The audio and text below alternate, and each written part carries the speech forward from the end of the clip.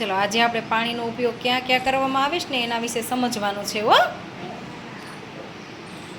આપણે ક્યાં ક્યાં પાણીનો ઉપયોગ કરીએ? સરસ, કપડાં ધોવા માટે. બીજું?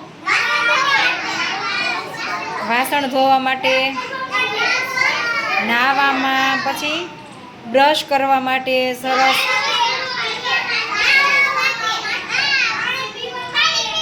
હા, પાણી પીવા માટે. હા, હેન્ડવોશ માટે. સરસ. પછી હા, બ્રશ માટે. પછી ઝાડ છોડના ઉછેર માટે. શેના માટે? હા, એને પાણી પાવું પડે ને. ઝાડ છોડને પાણી ન પાવી તો શું થાય? સુકાઈ. હા, સુકાઈ જાય અને પાંદડાય ન હોય, ખરી જાય ને પાંદડા. સરસ, તો એને પહેલાં આપણે પાણી પાવું જોઈએ. અને એક સાફ સફાઈ કરવા માટે પણ પાણીની જરૂર પડે. શેના માટે? હા, આપણે ઘરે કચરા પોતા કરવા હોય તો પોતા મારવા માટે શું જોઈએ? પાણી. સરસ